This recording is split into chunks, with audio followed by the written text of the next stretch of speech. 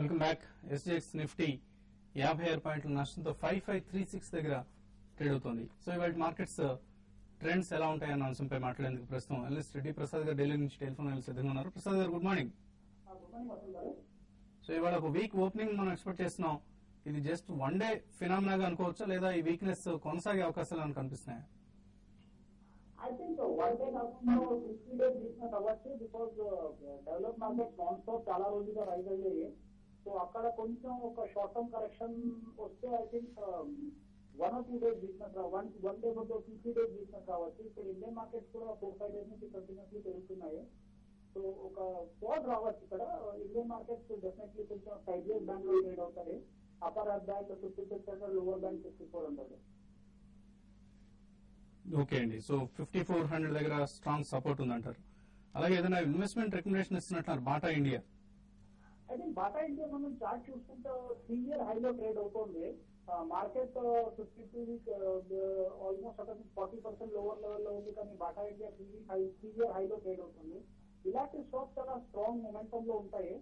Few years back Titan కూడా ఇలా yearly highs లో ట్రేడ్ అయ్యేటప్పటికి స్ట్రాంగ్ అవుట్ పర్ఫార్మ్ అయింది. బాటా కూడా స్ట్రాంగ్ మెట్రిక్ స్టోరీ. బేసిక్లీ వీళ్ళు వేజెస్ ముందు 35 to 38% ఉండేవి. లేబర్ కాస్ట్ అది ఆల్మోస్ట్ 16% వచ్చేసింది. ప్లస్ పాన్ ఇండియా ప్రెసెన్స్ ఉంది. ఒక చిన్న ఏరియా నుంచి పెద్ద వాష్ ఏరియాలో కూడా వీళ్ళ స్టోర్స్ ఉన్నాయి. ఉమెన్స్, చిల్డ్రన్, మెన్ అందరికీ క్యాటప్ చేస్తాయి.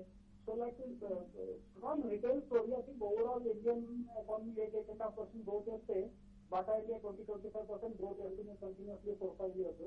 So medium to long term investment కి ఎక్సలెంట్ బెటర్. షార్ట్ టర్మ్ కి కూడా 15-20% రైజ్ వచ్చే అవకాశాలు ఉన్నాయి. ఓకే అండి, థ్యాంక్ యూ ప్రసాద్ గారు. So short term investment bet గా బాటా ఇండియా సజెస్ట్ చేస్తున్నారు. ఇన్ఫాక్ట్ ఇటువంటి డిక్లైన్స్ ను ప్రతిసారి మనం చెప్తూనే ఉన్నాం. ఇటువంటి డిప్స్ డిక్లైన్స్ వచ్చినప్పుడల్లా వాల్యూ పిక్స్ ను సెలెక్ట్ చేసుకోవడం అనేది definitely long term next 1 to 2 years లో బెస్ట్ రిటర్న్స్ వచ్చే స్ట్రాటజీగా ఉంటుంది. ప్రదీప్ కుమార్ వరంగల్ నుంచి లైన్ లో ఉన్నారు. ప్రదీప్.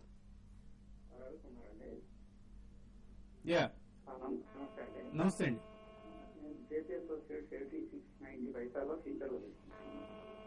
ఏ కంపెనీ అండి?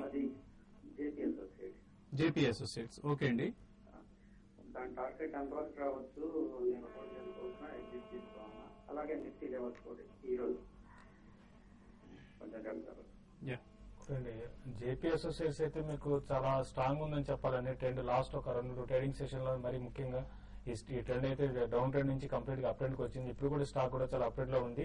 అయితే మీరు స్టాప్ లాస్ వచ్చి 82 రూపీస్ 82-83 రూపీస్ దగ్గర స్టాప్ లాస్ పెట్టుకుని స్టాక్ ను హోల్డ్ చేయండి. అయితే ఈ రోజు గ్యాప్ డౌన్ లో ఓపెన్ అవుతుంది కాబట్టి ఈ రోజు 85 ఆ లెవెల్ కు రావచ్చు. కాబట్టి మీరు అయినా కూడా హోల్డ్ చేసుకున్నా చెప్తాను. ఫర్దర్ గా నెక్స్ట్ టార్గెట్ అంటే మాత్రం ఇది 92 to 95 రూపీస్ దాకా మీకు 1 week 10 days లో ఇది పెరిగే అవకాశం ఉంది. మీరు 1 week 10 days కోసం హోల్డ్ చేసుకుంటారంటే అరౌండ్ 92-95 దగ్గర మీరు ఎగ్జిట్ కమని చెప్తాను. Nifty levels. నిఫ్టీ విషయానికి వస్తే 5006 మనకి నిన్న కూడా చెప్పడం జరిగింది. 5600 దగ్గర చాలా హ్యూజ్ రెసిస్టెన్స్ ఉంటుంది. ఈ రోజు ఓపెనింగ్ ఒక 30-40 పాయింట్స్ మైనస్ లో ఓపెన్ అవుతుంది. అంటే 5550 దాకా నిఫ్టీ రావడానికి అవకాశం ఉంది. ఇంటర్డేకి మాత్రం 5550 లో నిఫ్టీకి సపోర్ట్ ఉంటుంది. అది కానీ బ్రేక్ అయిందంటే 5500 వరకు వస్తుందండి. ఏదైనా కూడా 5500 అనేది చాలా మేజర్ స్ట్రాంగ్ సపోర్ట్ గా నిఫ్టీకి ఉంటుంది. నెక్స్ట్ కాలర్ వెంకటేష్ రెడ్డి కడప నుంచి. వెంకటేష్ రెడ్డి గారు. సార్ నేను సువిక్స్ 50లో బై చేశాను. ఇప్పుడేమో 65 ఉంది. ప్రాఫిట్ బుక్ చేసుకుంటారా? అలాగే జిఎస్పీఎల్ 110 లో బై చేశాను. దాన్ని ఏమన్నా యావరేజ్ చేసుకుంటారా? మీరు 1 or 2 days బ్యాక్ కూడా అడిగినట్టు గుర్తండి సుబెక్స్ గురించి. సుబెక్స్ స్ట్రాంగ్ గా ఉందండి. మీరు చెప్పినట్టుగా బ్రేక్అవుట్ కూడా కనిపించింది. 65 పైన బ్రేక్అవుట్ తోటి ఒక short term up trend begin అంటే కనిపిస్తుంది. నా ఉద్దేశం హోల్డ్ చేయండి. ఒకవేళ 75 వస్తే కనుక అక్కడ మీరు ప్రాఫిట్ బుక్ చేయొచ్చు. అలాగే ఒక 70 రూపీస్ వచ్చినా కూడా మీరు ప్రాఫిట్ బుక్ చేయొచ్చు.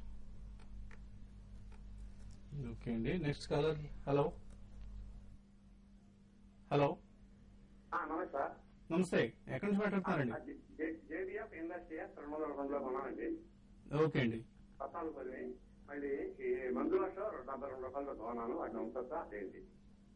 జేబీఎఫ్ అండ్ రెండోది ఏదండి? మంజుల షో. ముంజాల్ ఆటో.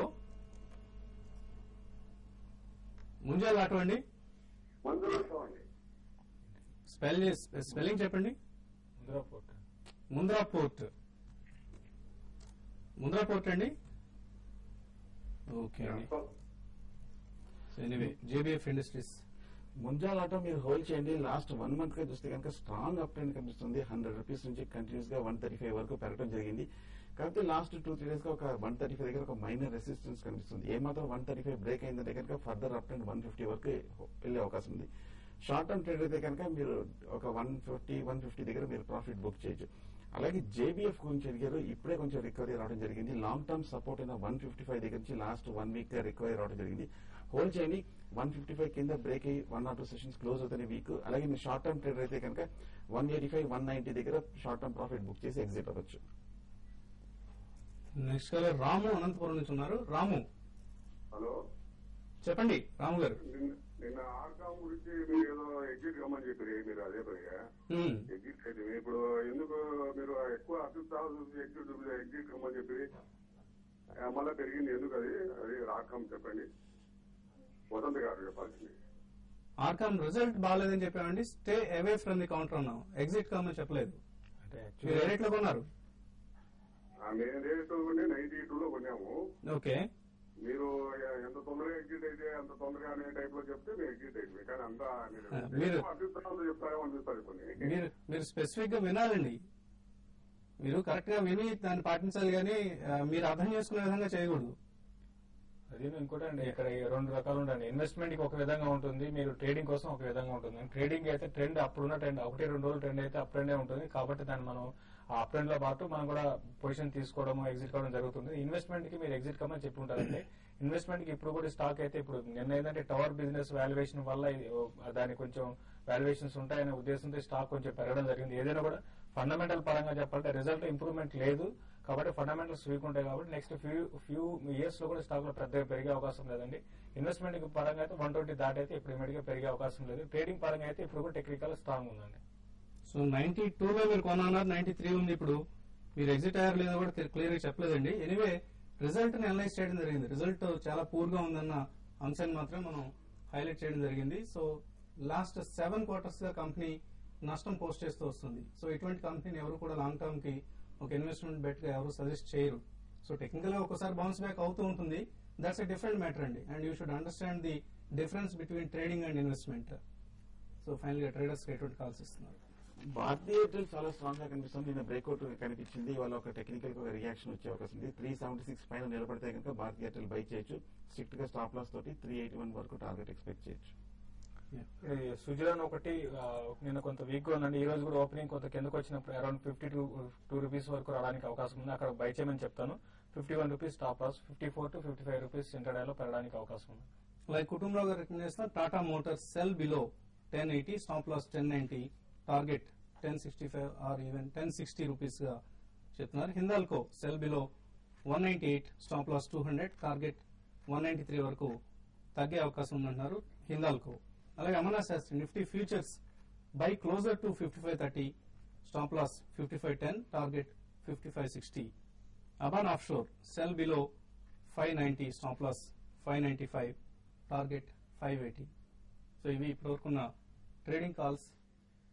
మరి కొద్దిసేపట్లో 9 బులెటిన్ లో వైజాగ్ లో కుక్కల సంఖ్య ఎంత ఉందో కనిపెట్టిన మా సత్యనారాయణ రాజు అక్కడి కుక్కలు చేసిన హడావుడి గురించి వివరించే ప్రయత్నం చేస్తారు. 9 o'clock బులెటిన్ కరుణ అందిస్తారు. Business breakfast